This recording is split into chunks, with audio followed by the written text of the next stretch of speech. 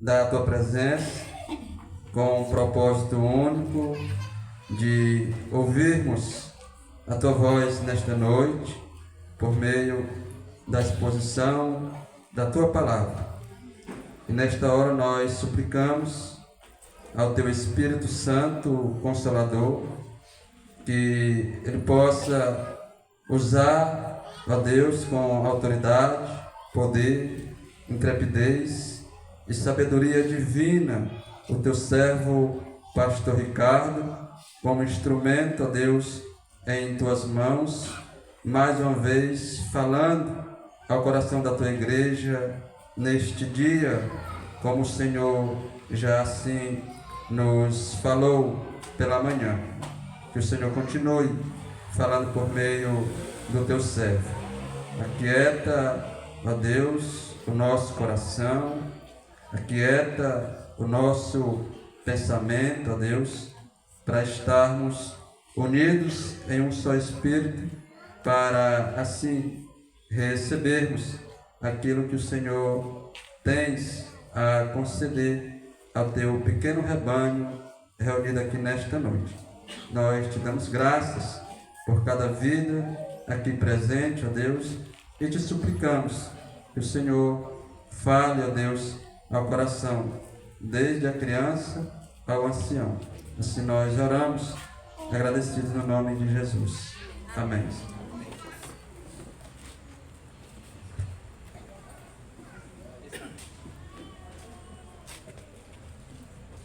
Graça e paz, povo de Deus. Amém. Vocês estão bem? Amém. Todo mundo tranquilo? Descansou bem para esse momento? Domingo às vezes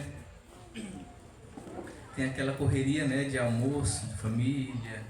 E aqui a gente também, hoje pela manhã na escola bíblica dominical, a gente teve um almoço, então o pessoal não parou aqui.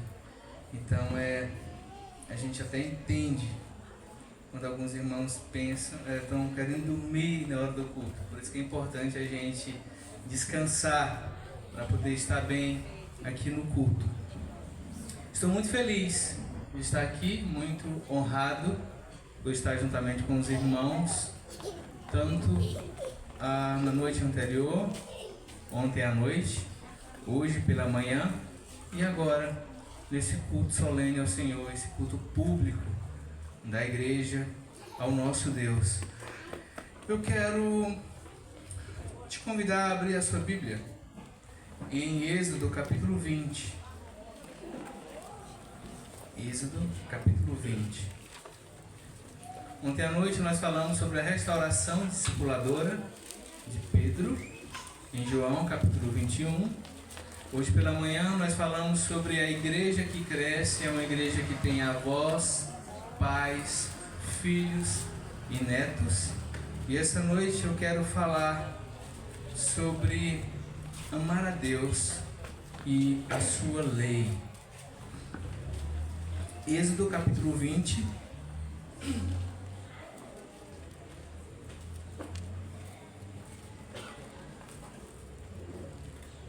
Nós vamos ler a partir do versículo 1. O capítulo inteiro, até o 21. Então, tenha paciência, que hoje nós teremos tempo. Tá? Amém? Amém. Glória a Deus. Êxodo capítulo 20, a partir do versículo 21. E Deus falou todas essas palavras. Eu sou o Senhor, o teu Deus, que te tirou do Egito, da terra da escravidão. Não terás outros deuses além de mim. Não farás para ti nenhum ídolo, nenhuma imagem de qualquer coisa no céu, na terra ou nas águas debaixo da terra. Não te prostrarás diante deles, nem lhes prestará culto, porque eu, o Senhor teu Deus, sou Deus zeloso, que castigo os filhos pelos pecados dos seus pais, até a terceira e quarta geração daqueles que me desprezam. Mas trato com bondade até 1000 gerações aos que me amam e guardam os meus mandamentos. Não tomarás em vão o nome do Senhor teu Deus, pois o Senhor não deixará impune quem tomar o seu nome em vão. Lembra-te do dia de sábado para santificá-lo. Trabalharás 6 dias e neles farás todos os teus trabalhos. Mas o 7º dia é o sábado dedicado ao Senhor teu Deus. Nesse dia não farás trabalho algum, nem tu, nem teus filhos ou filhas, nem teus servos ou servas, nem teus animais, nem os estrangeiros que morarem em tuas cidades. Pois em 6 dias o Senhor fez os céus e a terra, e o mar, e tudo que nele existe, mas no 7º dia descansou. Portanto, o Senhor abençoou o 7º dia e o santificou. Honra teu pai e a tua mãe, a fim de que tenhas vida longa na terra, que o Senhor teu Deus te dá. Não matarás, não adulterarás, não furtarás, não darás falso testemunho contra o teu próximo, não cobiçarás a casa do teu próximo, não cobiçarás a mulher do teu próximo, nem os seus servos ou servas, nem seu boi ou jumento, nem coisa alguma que lhe pertença. Vendo-se que o povo diante dos trovões e dos relâmpagos e do som da trombeta e do monte fumegando, todos tremeram assustados. Ficaram à distância e disseram a Moisés: fala tu mesmo conosco e ouviremos. Mas que Deus não fale conosco, para que não morramos. Moisés disse ao povo: não tenham medo, Deus veio prová-los para que o temor de Deus esteja em vocês e os livres de pecar. Mas o povo permaneceu à distância, ao passo que Moisés aproximou-se da nuvem escura em que Deus se encontrava. Obrigado, Senhor, por essa noite bendita na Tua presença, pela Tua igreja reunida, pela Tua palavra que nós acabamos de ler. Nós somos submissos a ela, nós somos subservientes ao Teu senhorio. E te pedimos que o Senhor fale aos nossos corações essa noite. Leva as nossas mentes cativo na Tua presença, tira todo o incômodo, tira qualquer coisa que esteja incomodando o nosso corpo físico, sobretudo a nossa mente. Senhor, no nome de Jesus, que Teu Espírito, Senhor, paire sobre as nossas vidas e que nós tenhamos o entendimento nessa noite daquilo que o Senhor quer nos ensinar, em nome de Jesus. E o povo de Deus diz: Amém.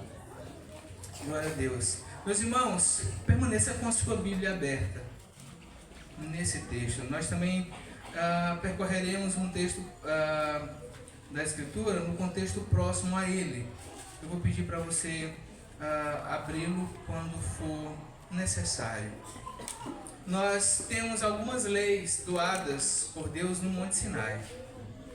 Esse Monte Sinai é o mesmo Monte Horebe, lá de Êxodo capítulo 3. E os 10 mandamentos, eles consistem em princípios internos. Eles são princípios internos que foram apresentados em tábuas da lei. São 2 tábuas da lei.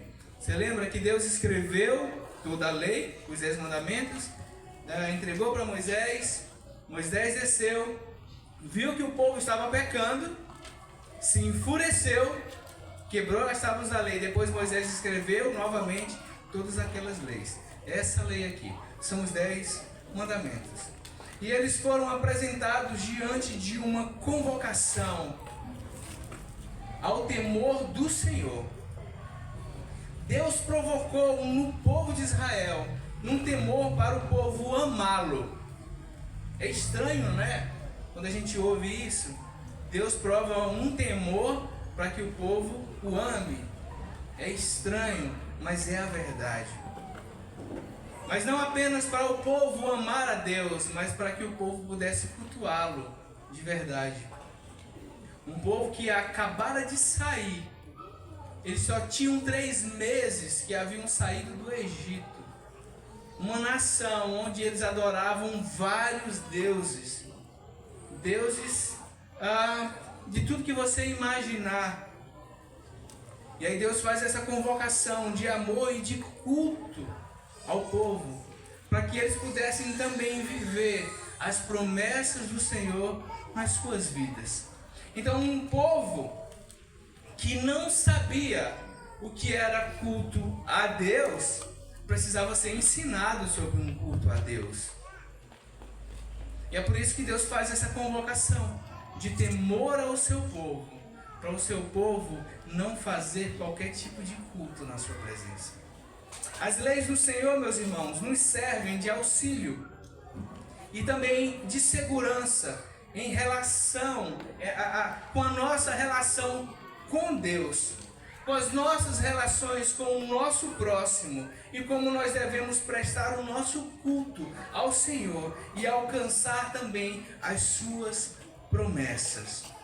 É isso que um contexto posterior, logo após esse texto que nós acabamos de ler, nos diz muito claramente. Para que nós possamos alcançar as promessas de Deus, nós temos que ter um culto dedicado ao Senhor, não um culto de qualquer maneira, mas um culto fiel. Tudo isso por uma provocação de Deus ao temor. Meus irmãos, Deus é Deus. Ele é santo. Ele é libertador. O povo de Israel acabara de ser liberto por Deus. A Escritura conta a trajetória do que Deus havia feito no meio do povo. Mas aqui, Deus inicia as suas palavras dizendo que Ele era Senhor de todo o povo de Israel. E que havia libertado o seu povo da escravidão. Mas agora ele não apenas se apresenta novamente como um Deus que é libertador, mas um Deus que é absolutamente santo. O povo de Israel havia acabado de ser liberto. Sim, liberto de quê? Da opressão do Egito.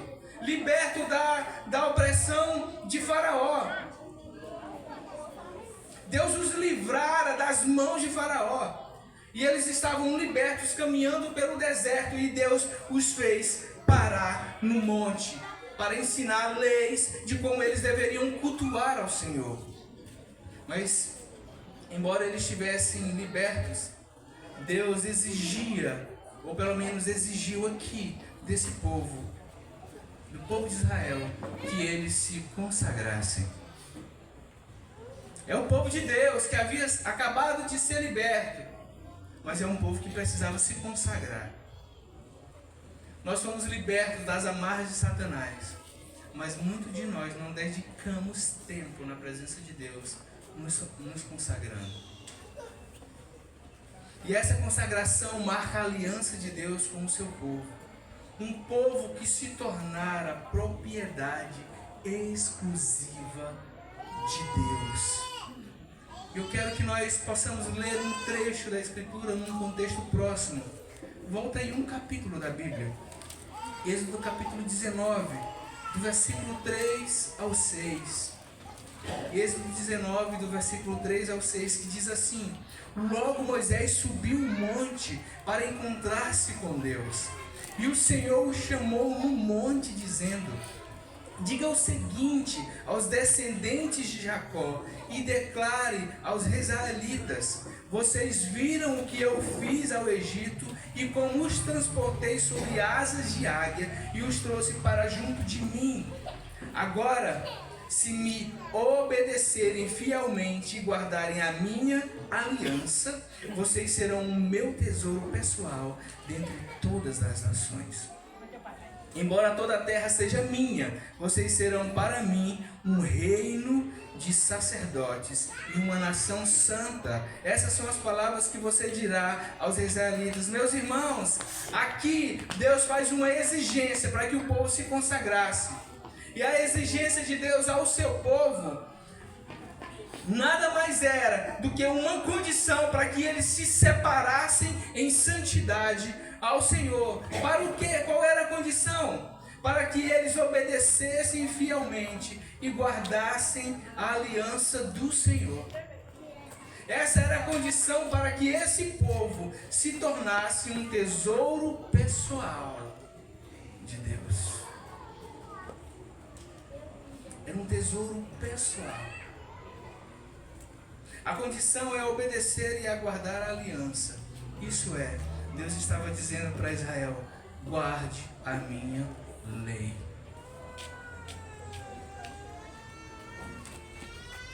O povo foi convocado para se consagrar, para ter um encontro com Deus. E esse encontro foi numa manifestação ao pé do monte. E o povo não poderia se aproximar mais, eles não poderiam tocar no monte, com a condição de serem mortos ali, de tão gloriosa que é a santidade de Deus. Deus é santo, meus irmãos. E nós não podemos brincar com a santidade de Deus. Muitos de nós dizemos que nós somos livres e que nós fazemos um culto cristão diante da presença de Deus. Mas parece que as nossas reverências ao Senhor nos nossos cultos andam longe. A gente muito mais se movimenta do que verdadeiramente cultua. A gente muito mais conversa do que verdadeiramente está atento a ouvir a palavra. Deus é santo e nós não podemos brincar com a santidade do sagrado, porque Deus habita aqui, no nosso meio. Deus está aqui essa noite no nosso meio. Nós não podemos nos aproximar de Deus de qualquer maneira e de qualquer forma. Quem tem a mente de escravo, aqui, o povo de Israel tinha uma mente de escravo, acabara de ser liberto por Deus, eles só tinham 3 meses que estavam peregrinando no deserto. Então quem tem mente de escravo não sabe a maneira e a forma de se relacionar com Deus. Porque a forma de se relacionar com Deus não pode ser a medida de obrigações e benefícios. E o que um escravo conhece é obrigações e benefícios. O escravo, ele recebe a ordem e ele cumpre a ordem porque ele tem medo de apanhar, porque ele tem medo de ser punido, porque ele tem medo que alguma coisa aconteça a ele, e por isso ele faz. Mas a nossa relação com Deus não pode ser a medida de obrigações e benefícios, mas de uma forma amorosa. Na cabeça de um escravo, tudo é por imposição e medo, tudo é por obrigação. E Deus havia se manifestado como um Deus libertador, tirando aquele povo da escravidão. Mas agora eles estavam se mostrando como um povo que não conhecia Deus, que não sabia nada a respeito de Deus. E Deus falou para eles que Ele era o Deus libertador e que Ele é santo. Tudo isso para Deus lhes dar o santo e necessário relacionamento na caminhada do deserto. Acompanhe comigo novamente, ainda aí em Êxodo 19, versículo 9 ao 12, que diz assim: disse o Senhor a Moisés: virei a você numa densa nuvem, a fim de que o povo, ouvindo-me lhe falar, passe a confiar sempre em você. Então Moisés relatou ao Senhor o que o povo lhe dissera. E o Senhor disse a Moisés: vá ao povo e consagre-o hoje e amanhã. Eles deverão lavar as suas vestes e estar prontos no 3º dia, porque nesse dia o Senhor descerá sobre o monte Sinai, à vista de todo o povo. Estabeleçam limites em torno do monte e digam ao povo: tenham cuidado de não subir ao monte e de não tocar na sua base. Quem tocar no monte certamente será morto. Deus impôs limites entre Ele mesmo e o seu povo, entre aquilo que é santo e aquilo que é impuro, entre o sagrado e aquilo que era profanado, que se mostrava como profanação. Porque um povo escravo, mentalidade de escravo, gera ídolos. Mentalidade de escravo gera idolatria. E não adora o Deus verdadeiro. Deus mostrou que mesmo havendo esforço humano, meus irmãos, de se limpar, de se consagrar, ainda não era suficiente para uma aproximação com o Santo. Deus é 3 vezes santo. Deus é santo demais para nós nos aproximarmos dele. E somente pela misericórdia de Cristo é que nós fomos alcançados para se aproximar da santidade de Deus.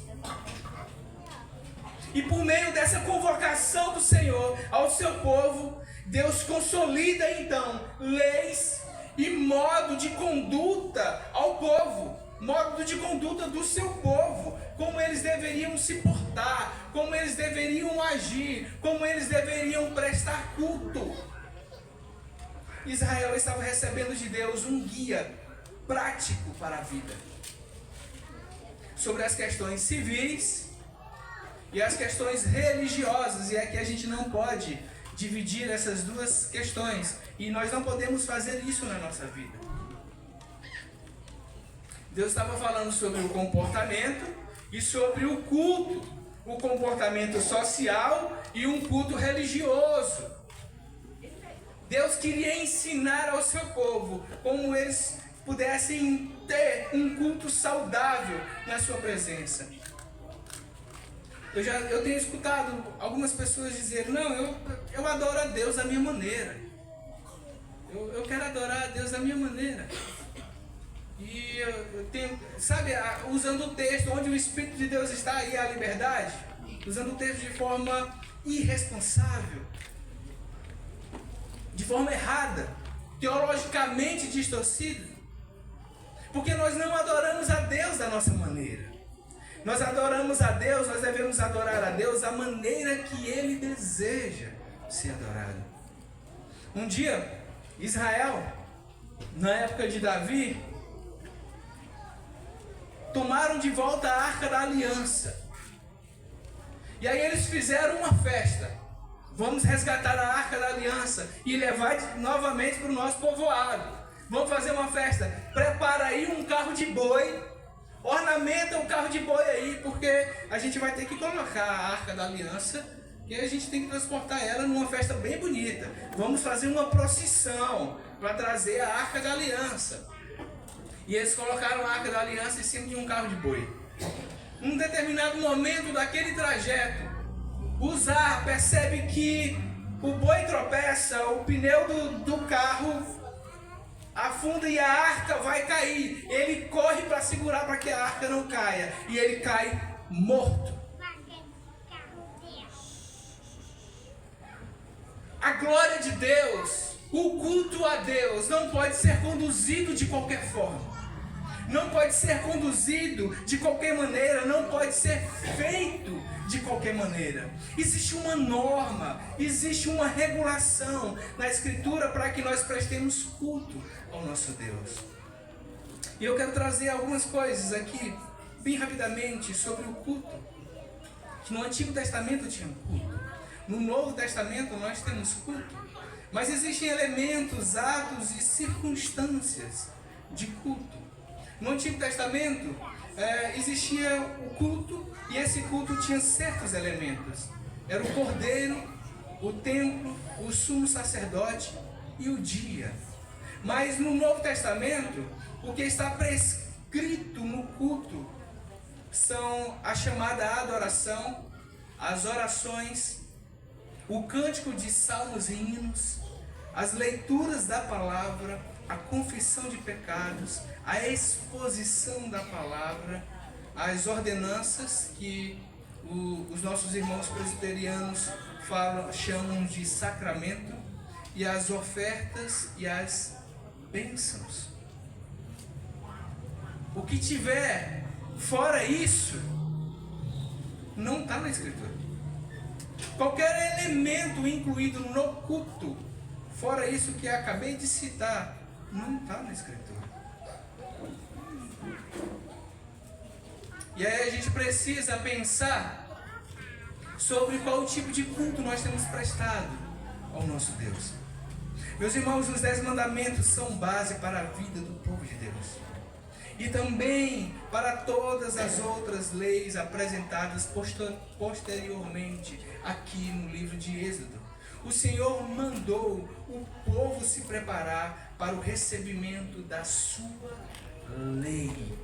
A sua lei era os 10 mandamentos, é o decálogo, aquilo que a gente conhece como a palavra no grego, são as 10 palavras de Deus para o seu povo. Deus se mostrou como um Deus que é santo e apresentou a sua lei ao seu povo para provocar temor no seu povo.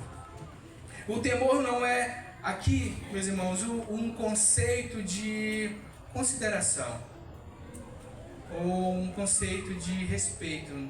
Não quer temor a Deus, não, é uma consideração que a gente precisa ter a Deus. Não é isso que a Escritura diz. O temor é medo do santo, é medo do sagrado. E os 10 mandamentos de Deus faz a apresentação da sua lei para Moisés, para que este intermediador pudesse mostrar ao povo o que Deus estava querendo dizer. É interessante que os 10 mandamentos, na primeira parte, ela está relacionado exclusivamente a Deus, e a segunda parte aos homens. Porém, meus irmãos, há um debate teológico aqui nessa passagem que é bastante interessante sobre o assunto. Eu quero falar para você a nível de conhecimento. Lá no seminário, eu já vi algumas discussões teológicas. Geralmente, as que mais pegam é entre calvinistas e arminianos. Sempre tem, isso é base lá em qualquer seminário. Mas essa aqui, dessa passagem, alguns defendem que as tábuas da lei, em uma tábua tinha 4 mandamentos e na outra tinha 6. Mas existe uma outra escola que acredita que em uma tábua tinha 5 mandamentos e na outra tinha 5 mandamentos. O motivo desse debate teológico e dos argumentos é o 5º mandamento: honrar pai e mãe, que está aí no versículo 12 de Êxodo capítulo 20. Eu estou falando isso para que você tenha o conhecimento dessa discussão, mas para me te apresentar de forma mais organizada a exposição do meu sermão. Eu vou ficar com 5 mandamentos em cada tábua para uma organização melhor aqui dessa exposição. E eu quero elencar cada um dos mandamentos para vocês nesse momento. Pelo menos os primeiros 5 que são exclusivamente ligados a Deus. O primeiro mandamento é, portanto, ter Deus, o Senhor, como o único e exclusivo Deus. Versículo 3. O segundo mandamento, não criar nada que tenha o mesmo grau de importância de Deus. Versículo 4. E nós somos fabricantes de ídolos. O nosso coração fabrica demais esses ídolos que ocupam a importância de Deus em nossa vida. O terceiro mandamento é não colocar o nome de Deus em assuntos que Ele não aprova. Versículo 7. E muitas vezes nós estamos nos relacionando com pessoas, inclusive como igreja, e nós temos aquela tendência de querer ser mais espiritual do que os outros, e dizer, não, mas Deus me falou isso, Deus me disse isso, e Deus não falou nada disso para você. Isso é coisa da sua cabeça, isso é o que você está inventando, isso é porque você está querendo se mostrar melhor do que todo mundo. Nós não podemos colocar Deus num assunto onde Ele não aprova estar, porque isso é pecado. E o quarto mandamento é lembrar do descanso. E o descanso que Deus preconiza na sua palavra para o seu povo é um descanso que nos remete à santificação e que nos remete à fé. Versículo 8. E o quinto mandamento, honrar pai e mãe, que tem a ver com temor, que tem a ver com admiração e respeito. Versículo 12. E o honrar pai e mãe pode ser tanto aplicado a Deus quanto aplicado aos homens, porque Deus, diante da história da igreja, no contexto bíblico, desde o início, ele sempre se apresentou como um pai. Ah, mas e a mãe? Deus fala sobre a maternidade também na Escritura, como uma galinha que junta os pintinhos debaixo das suas asas. Os mandamentos, meus irmãos, não são para ferir a nossa carne. Ele não fere a nossa carne. São para ferir o nosso coração. Se a palavra de Deus não é uma espada que fere o seu coração, tem algo de errado com você. E esses mandamentos são meios de gerar arrependimento e de nos fazer amar a Deus todos os dias. O Senhor entregou ao seu povo um documento externo para uma aplicação interna. O que eu quero dizer com isso? Que por meio da lei de Deus, nós devemos amá-lo de forma espontânea. Parece que não é isso, muitas vezes, que a gente enxerga na Escritura.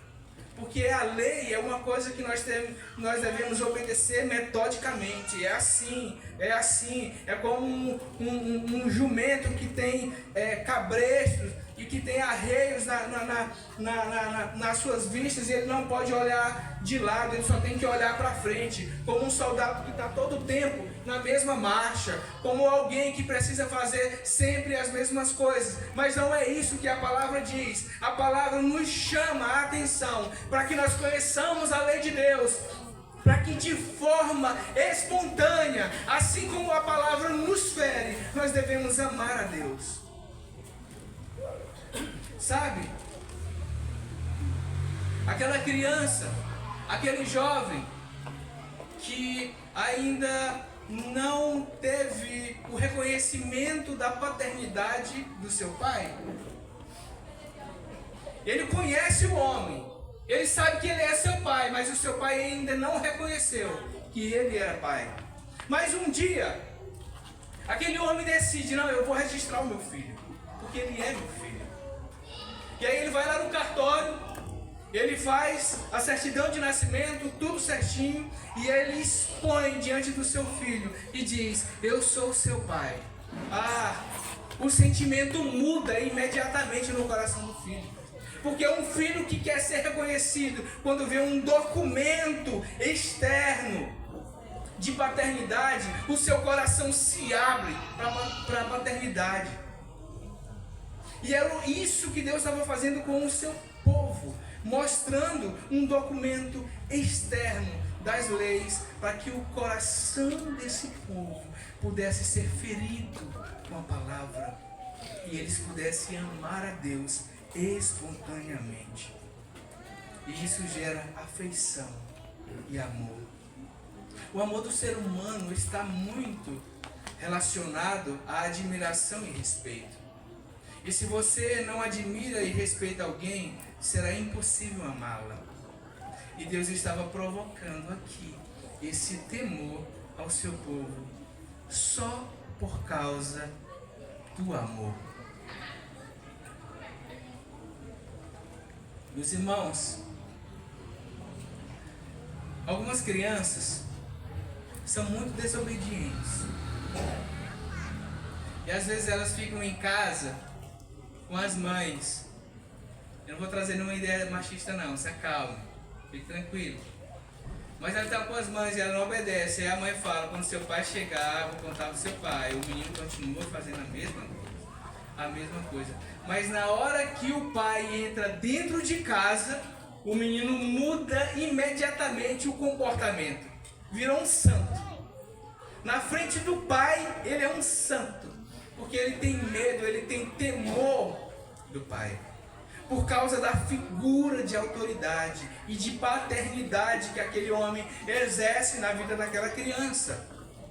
E o temor gerado no coração humano, ela tem sim essa finalidade de harmonizar o interno com o externo, a admiração com o respeito, o racional com o emocional. Então a figura externa do Pai provoca no coração da criança um temor interno e ele passa a obedecê-lo. E diferente aqui do ser humano, o temor ao Senhor quebra toda e qualquer hipocrisia. Porque quando a nossa hipocrisia em amar a Deus é quebrada, nós não agimos mais como alguém que não é salvo. Mas nós que somos salvos, agimos como quem é salvo. Porque nós somos. É quando alguém te convida, ei, vamos pecar. E você responde, não. Aí ele argumenta, mas não tem ninguém vendo. Eu estou vendo. Deus está vendo. Mas ninguém vai saber, cara. Eu vou saber. Deus vai saber. Do contrário, quando há hipocrisia na nossa vida, nós pecamos achando que ninguém vai ver. Mas existem duas pessoas em todo o universo que não podem ser enganadas. A primeira é Deus. E a segunda é você mesmo. Você sabe quando você peca. Você sabe quando você peca deliberadamente. E Deus sabe quando você está pecando. Então não adianta querer esconder as suas práticas pecaminosas de outras pessoas. Porque você está lá praticando. E Deus está lá junto com você, acompanhando tudo. A intenção de Deus aos 10 mandamentos não era apenas que o povo seguisse uma obediência protocolar, mas tivesse uma obediência interior deleitosa. Uma obediência banhada de prazer e de amor a Deus. Foi isso que o salmista entendeu. Sabe, no Salmo de número 23, verso 1.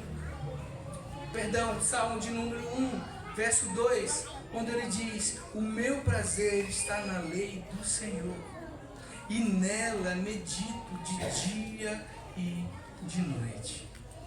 Os 10 mandamentos não estão relacionados somente às nossas obras, aquilo que nós fazemos ou aquilo que nós deixamos de fazer, mas estão relacionados a tudo que nos envolve, sobretudo aquilo que é interior, aquilo que está guardado no mais profundo do nosso coração. Às vezes lá em casa, nós temos colocar de disciplina a nossa filha por alguma coisa que ela está fazendo.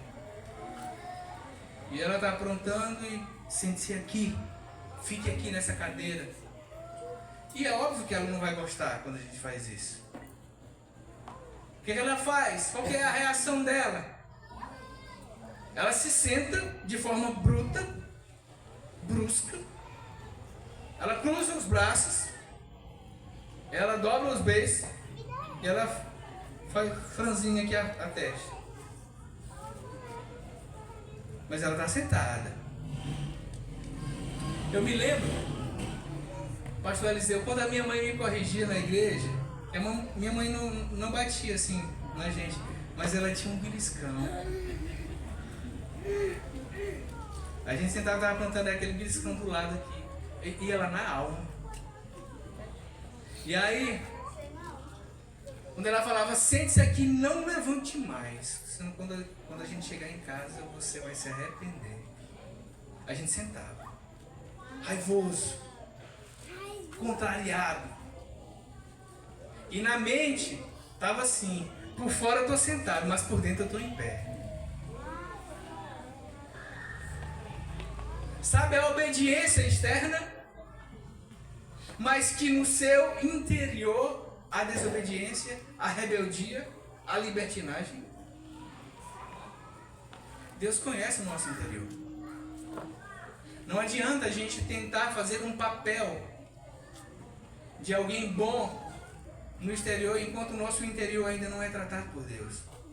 Entenda uma coisa: os 10 mandamentos estão relacionados ao interior e não apenas ao nosso exterior.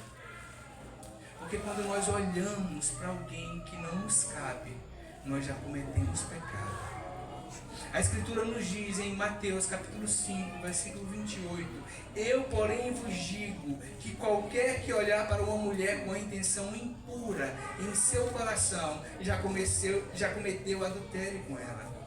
E Mateus 15, versículo 19, nos diz que porque do coração é que procedem os maus intentos, homicídios, adultérios, imoralidades, roubos, falsos testemunhas, calúnias e blasfêmias. Nesse versículo aqui está falando todos os mandamentos relacionados ao homem.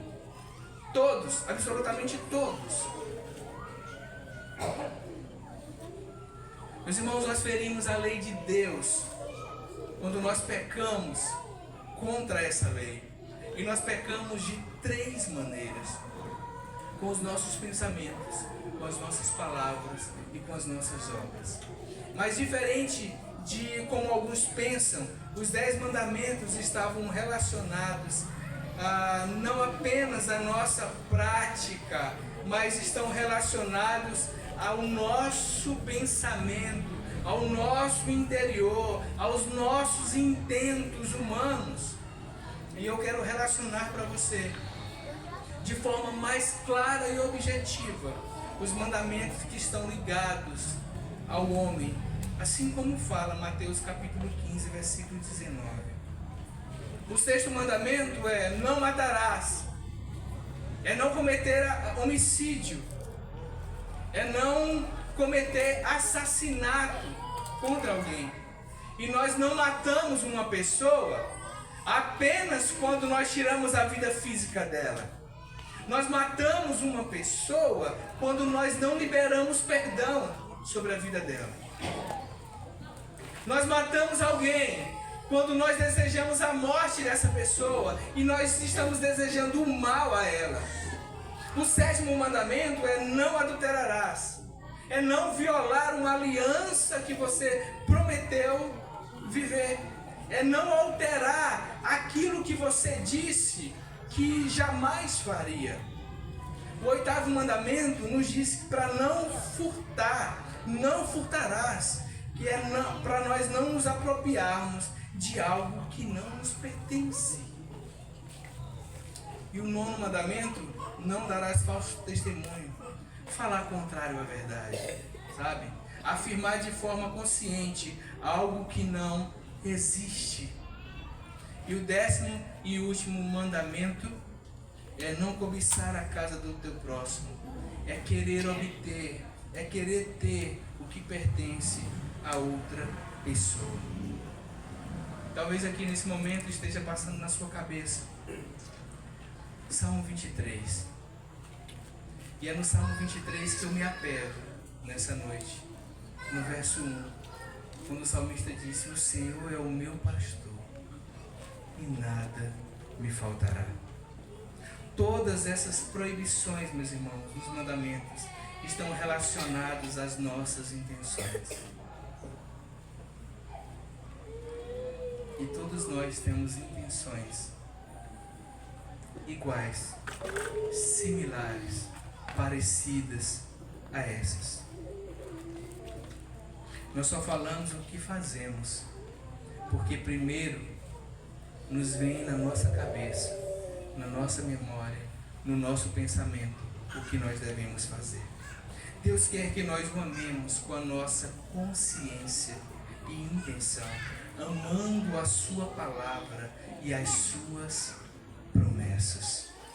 A lei de Deus, meus irmãos, nos impulsiona a amá-lo de todo o nosso coração e de todo o nosso entendimento. Então, como é que nós amamos a Deus, pastor? sendo fiéis à sua lei e amando ao próximo o máximo que nós pudermos.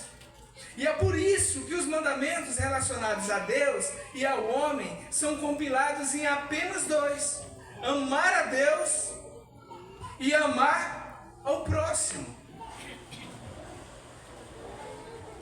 E nós não precisamos de nenhum outro, porque esses 2 mandamentos, eles já englobam todos os mandamentos de Deus. Mas eu quero ainda assim que você me acompanhe em Marcos capítulo 12. Marcos capítulo 12, versículo 28. Rapidinho, por favor.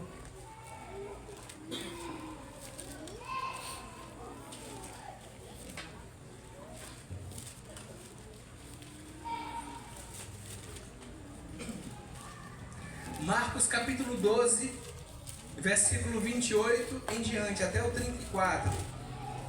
Diz assim: um dos mestres da lei aproximou-se e ouviu discutindo.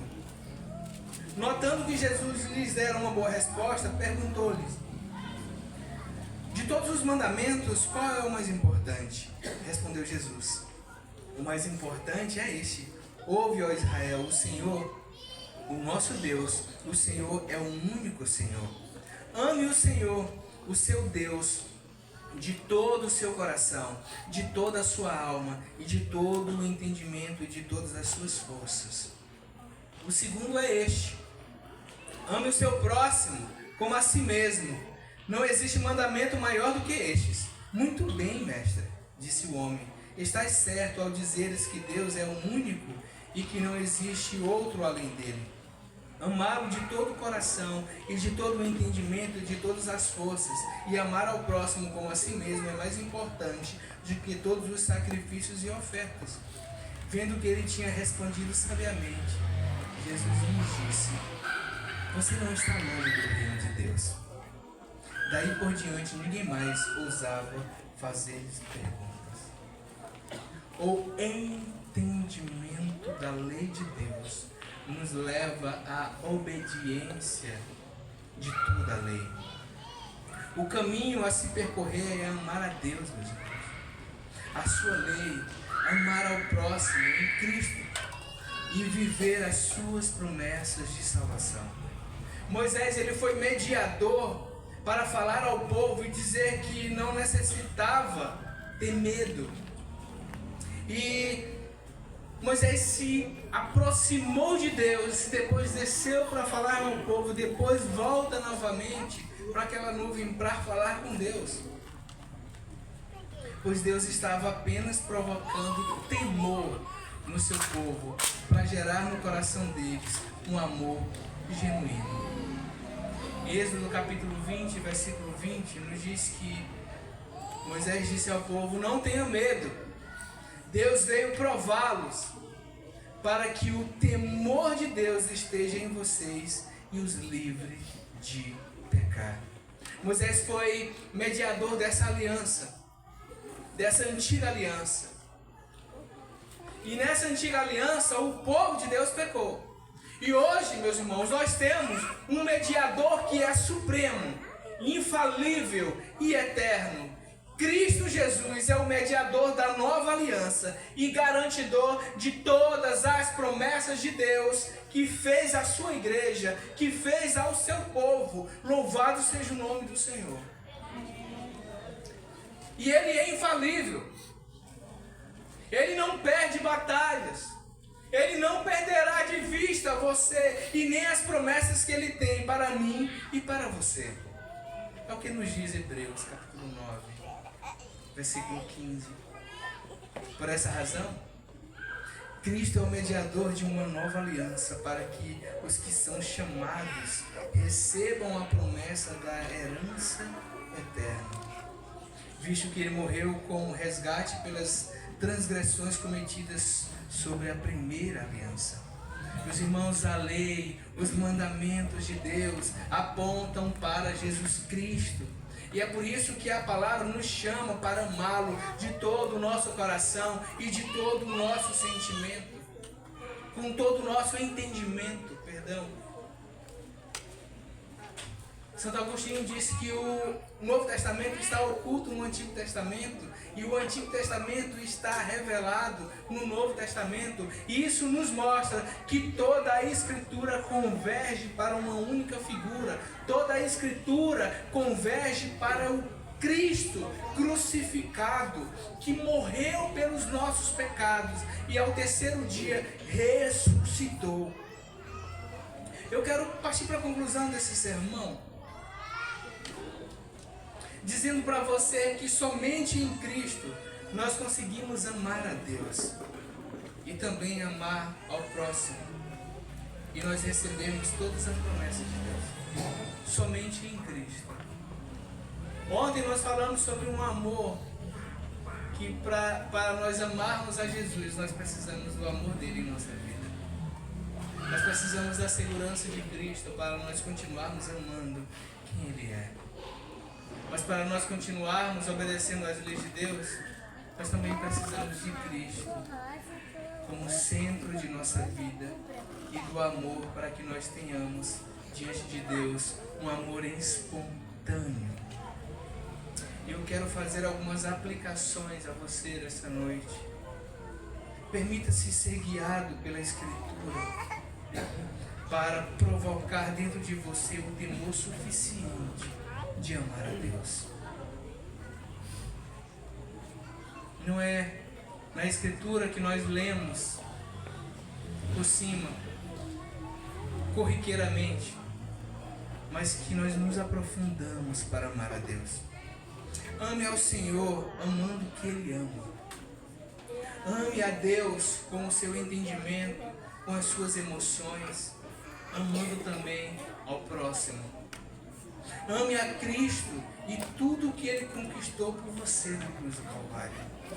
Ame as promessas de Deus em sua vida a partir de Cristo Jesus, porque Ele é o autor e Ele também é o garantidor de todas as promessas de bênçãos de Deus imbuídas na lei do Senhor, se nós não obedecermos.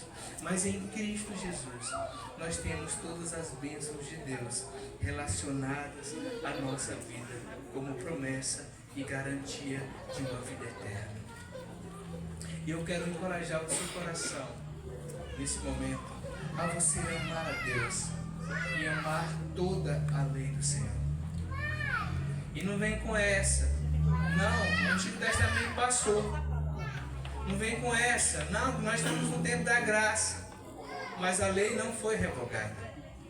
Ela nos serve hoje tanto quanto serviu ao povo de Israel no deserto. Ame a Deus, ame a sua lei. Faça isso de todo o seu coração, de todo o seu entendimento, para que você seja fiel e que você viva as promessas de Deus em Cristo Jesus em sua vida. E que Deus te abençoe em nome de Jesus. Amém. Eu quero fazer um apelo.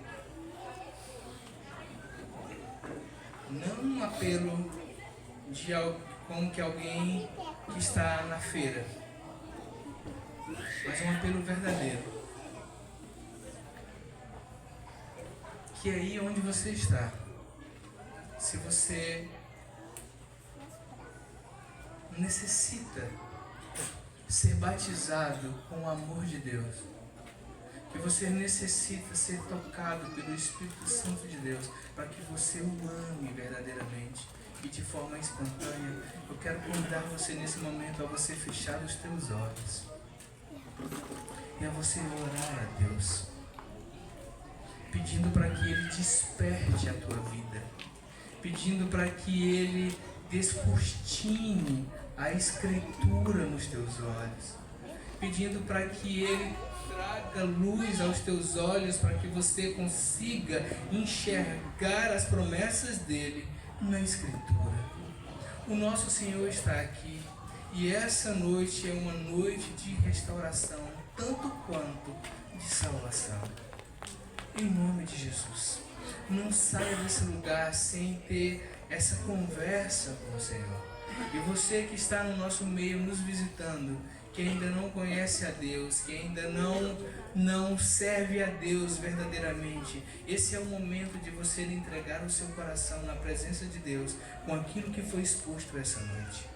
No nome de Jesus, que a presença de Cristo repouse sobre o seu coração e que você tenha um espírito transformado na presença dele. Senhor, nós estamos na tua presença, te pedimos graça nesse momento e misericórdia.